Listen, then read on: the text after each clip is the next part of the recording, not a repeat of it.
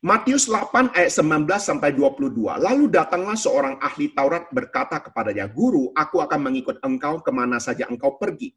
Yesus berkata kepadanya, "Serigala mempunyai liang dan burung mempunyai sarang, tetapi anak manusia tidak mempunyai tempat untuk meletakkan kepalanya." Seorang lain, yaitu salah seorang muridnya, berkata padanya, "Tuhan, izinkanlah aku pergi dahulu menguburkan ayahku." Tetapi Yesus berkata kepadanya, "Ikutlah aku dan biarlah orang mati menguburkan orang mati mereka." Pertanyaannya adalah, ayat 20 dan 22 apa maksudnya? Saya yakin dan percaya ayat 20 kita semua pasti lebih mudah menjawabnya. Ya, untuk jawaban ayat ke-22, biarlah orang mati menguburkan orang mati mereka. Ini pertanyaan daripada seorang anak remaja. Sekarang saya ingin tanya kepada semua yang ikut pembinaan ataupun tanya jawab ini. Apa yang dimaksud dengan orang mati menguburkan orang mati? Ayo silakan jawab. Saya tunggu 1 menit. Hidup menguburkan orang mati. Ya bukan. Pertanyaannya, orang mati menguburkan orang mati. Kalau orang hidup menguburkan orang mati, itu pasti lebih mudah. Berhubungan dengan percaya dan tidak percaya. Orang yang tidak percaya. Oke, kita perlu jawab. Oke, jadi kita bisa melihat bahwa pertanyaan seorang anak remaja cukup kritis.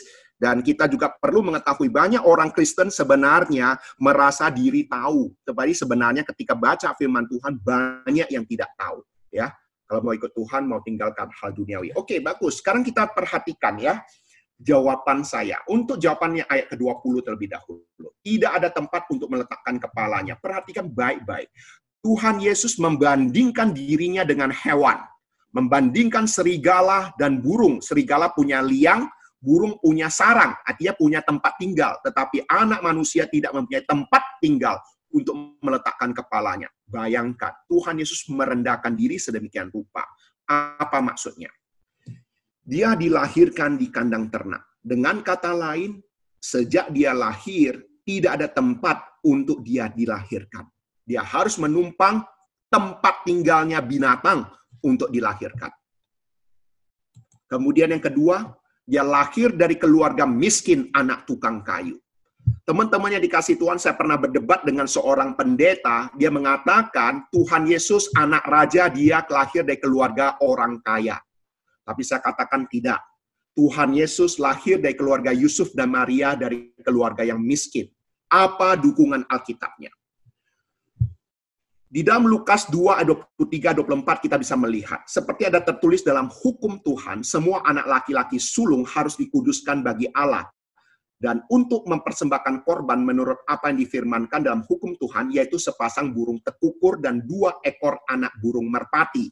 Inilah ketika Tuhan Yesus pada saat itu dipersembahkan di dalam bait Allah dengan ada persembahan kurban, yaitu Yusuf dan Maria. Waktu itu Maria mempersembahkan sepasang burung tekukur dan 2 ekor anak burung merpati.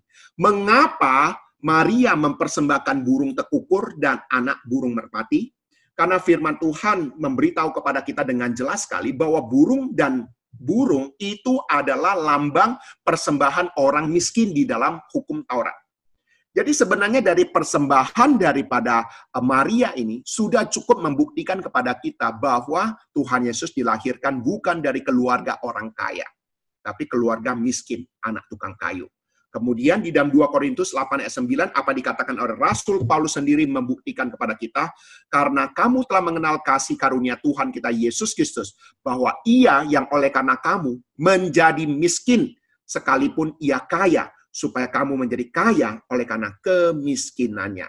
Benar, Allah kita di dalam diri Yesus Kristus maha kaya. Tetapi ketika datang ke dalam dunia, dia menjadi miskin bagi kita. Ini dukungan Alkitabnya. Jadi kita perlu perhatikan pemahaman ini. Kemudian kalau kita perhatikan lagi, mati juga di kuburan pinjaman. Jadi benar, di dalam seumur hidup pelayanan Tuhan Yesus, tidak ada tempat untuk meletakkan kepalanya, yaitu menunjukkan kemiskinannya. Kondisinya miskin. Mau bayar pajak saja pun, dia suruh Petrus untuk mancing ikan. Jadi kalau kita perhatikan 12 murid bisa mengikut Tuhan Yesus yang miskin, itu sesuatu yang luar biasa. Bukan dengan kekayaan Tuhan Yesus menarik orang menjadi pengikut Dia, tapi dengan kuasa yang daripada Tuhan. Itu membuktikan Tuhan itu maha kuasa. Ini sesuatu yang luar biasa. Tuhan kita rela berkorban, datang ke dalam dunia, miskin bagi engkau dan saya. Dan bahkan Dia merendahkan dirinya lebih daripada hewan saja punya tempat tinggal. Tetapi anak manusia tidak.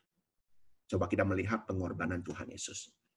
Ikutlah aku dan biarlah orang-orang mati menguburkan orang-orang mati mereka. Apa maksudnya? Pemahaman ini adalah menunjukkan bahwa keputusan mengikut Kristus dengan segera. Ketika orang itu ingin katakan menguburkan ayahku terlebih dahulu, tapi Tuhan Yesus mengatakan ikutlah aku, biarlah orang-orang mati menguburkan orang mati mereka. Ini menunjukkan keputusan mengikut Kristus dengan segera.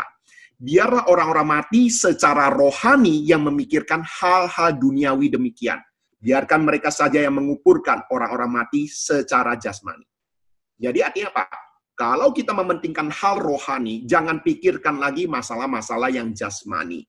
Ya, inti pengajaran ini adalah orang yang hidup secara rohani pasti akan bersegera dan tidak mencari alasan untuk mengikut Kristus ataupun untuk tidak mengikut Kristus. Ya, tidak ada alasan untuk tidak mengikut Kristus. Harus segera mengambil keputusan.